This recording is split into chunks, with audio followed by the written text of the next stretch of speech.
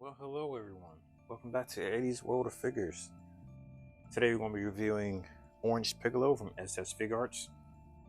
This guy was a P Bandai exclusive back in late 2022, along with Gohan Beast. I had this guy in my collection for about the same time as Gohan Beast, a little over 3 years now, and I will say he has been holding up really well. Although I do keep this guy in a cabinet, but he did used to sit out here in the room here, out in the open. Still managed to hold up. But all right, enough of the intro. Let's get on with the review. All right, let's show the box here. This massive box. I actually had to move my camera back a little bit because this box is so freaking huge. But as you can see, along with the rest of the superhero line, you have the gold background, that really nice reflective metallic logo they have for the character's name. Of course, you have the official Tamashii Nation sticker, P Bandai logo, Tamashii Nations, and the official seal there. Let's turn it on the side here. You have images of the figure itself on the side, Orange Piccolo at the bottom there. And turn it to the back. We have some more images of the figure in action poses. And this guy actually came with the Kamehameha effect for Ultimate Gohan in this line. Turn to the side here, you have a little bit of a side window to see a lot of the accessories that come in this back. And again, we're back on the front where you have the full silhouette of the figure in the front. All right, let's go on and get this guy out of the box so we can look at the package contents. As you can see here, Orange Piccolo, for his size, I mean, he does come with quite a bit for this amount of plastic. When he was on P Bandai, I believe he was about 70 bucks. Of course, that price has fluctuated since then. I believe he's hovering around 120 plus right now. Yeah, the price is definitely going to vary when it comes to P Bandai. You're just going to have to do your best and try to get the best price there if you actually want this guy. But let's go with the accessories carefully here. So he comes with 3 additional head sculpts, not necessarily face sculpts, as you see here, it's the entire head, like here. 4 additional hands. Doesn't really come with that many hands, unfortunately. And he actually comes with 2 additional hands for the Ultimate Gohan figure for this Kamehameha effect, as you see here. So, as far as accessories and things for the actual figure, not much because he's such a big figure. But what I do want to do is do a little comparison of this guy towards the end of the video and the box. Like, I want to show you guys how big he is, compared to like an average size SS Figuarts figure or any other figure that you might have in your collection. I do that for you guys. But all right, let's get on to articulation. All right, so in my video with Gohan Beast, they did go with a this was the first time they did this style gi where it was seamless and seamless. Also, this is where they started incorporating the soft rubber gi up top. Again, this guy does have, I wouldn't say as a problem, but be very cautious whenever you're trying to pose him, as has a potential to rip if you're not being careful. So be mindful of that as well. Like here, point here as well, as you guys see. Yeah, just be careful with the figure. I'm not saying it's delicate, but do be careful. All right, let's go with the articulation. The joints in this guy are really smooth, especially after being a 3-year-old figure. Let's look at this ankle joint here. It comes all the way back to that far. So I can kick that high, go back that far. Center in the camera here so you guys can see. Yeah, look at this knee, bends all the way in like that. Foot swivel, unfortunately, goes that far, as you see. Not much range going on there. A little bit of side to side there, as you see. He does have a little bit of toe swivel, not much. I do feel like they could have did a lot better with the design to give him a better range of motion, but they were trying to hurry and get this guy out for motion of the movie. But he can do a pretty decent T pose here. You guys see, it is a little obstructed by the top gi there. Elbow joints are pretty good and smooth.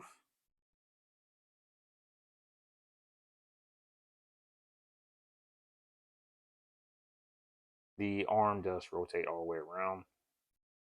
You guys see here, no problem there. Neck swivel. Oh, put his head back on. Neck swivel is pretty good, and I will show you guys the different heads and things like that with all the accessories. So I do like the way they design the head. It is pretty good with the head swaps, as you see. But back on. Yeah, his head can only go up that high, go down that far. Not too much range with the neck and the head. Now let's do ab crunch. This guy unfortunately suffered the same issue as the Gohan Beast figure, where there wasn't that much front ab or back movement, as you guys see. Not much.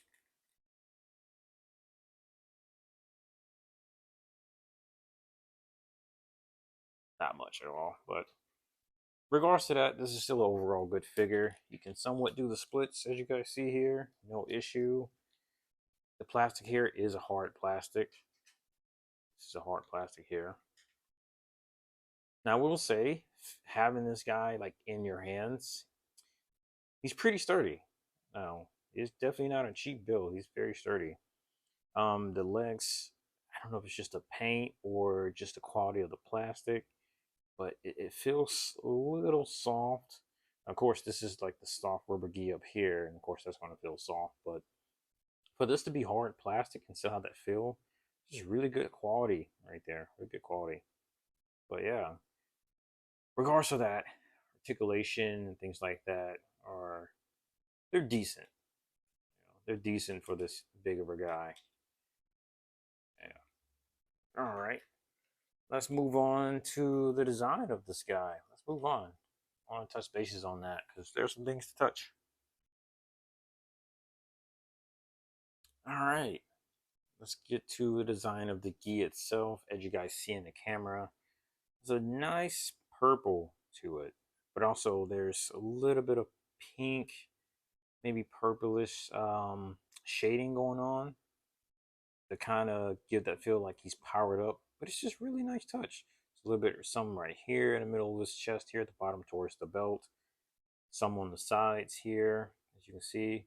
And in the 3 years I've owned this guy, none of this is starting to peel or rub off or anything like that. Nothing's fading. It's actually holding its color really well, I should say.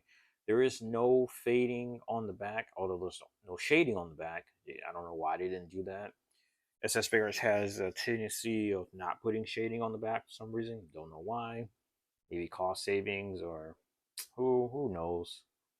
But he does have the Orange Piccolo D symbol on the back. It's a really nice touch that they add.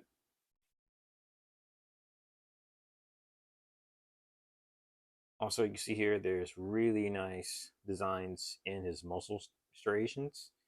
Seeing how bulky this guy is. Like just an upgrade this guy finally got in the movie. It was nice. Nice that this guy got some due respect finally, instead of being a side character like he's always put in now. Well, yeah, got that nice chiseled face sculpt there. Just really nice. It's really nice. Yeah, you can actually see.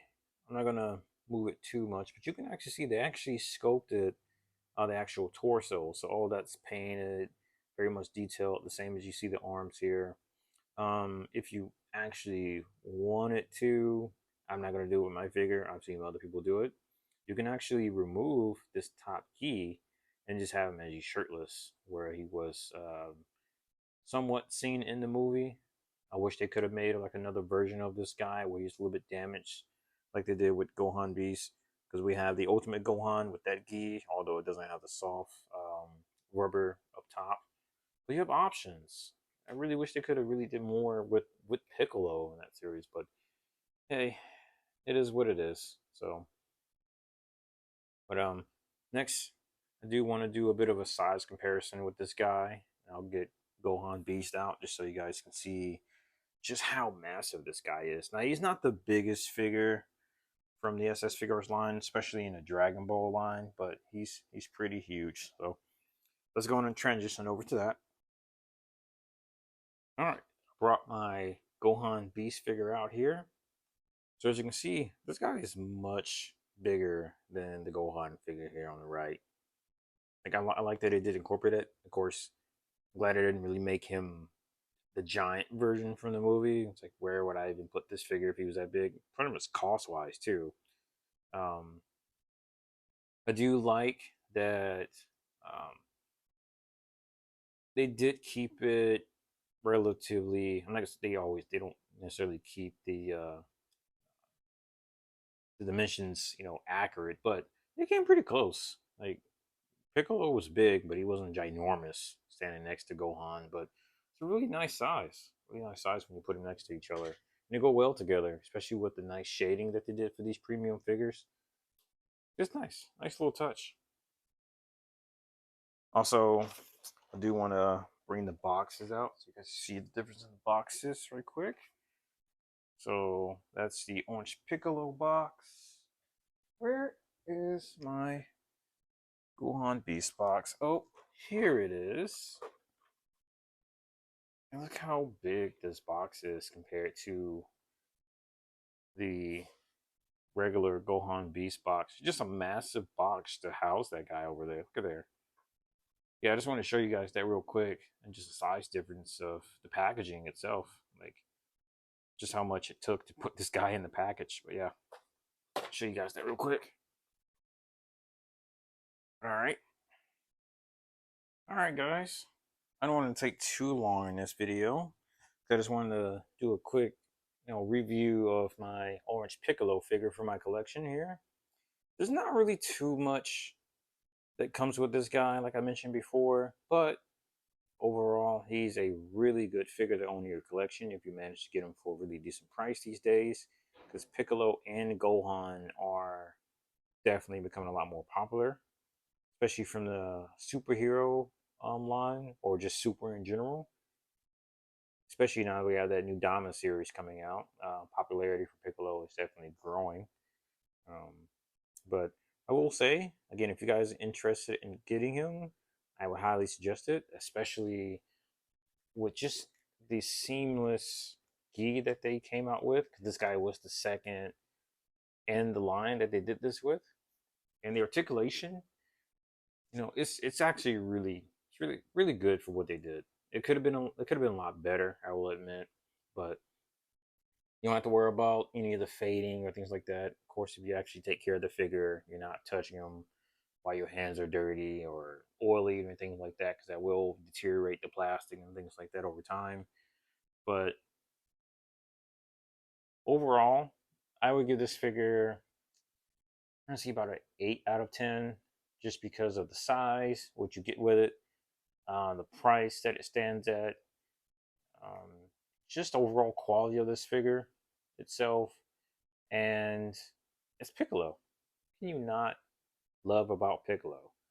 This guy's finally got the love that he deserved in this movie. A really good transformation, and yeah, it's just a lot that they did for this figure that I'm enjoying in my collection at least. But yeah, that wraps up this video.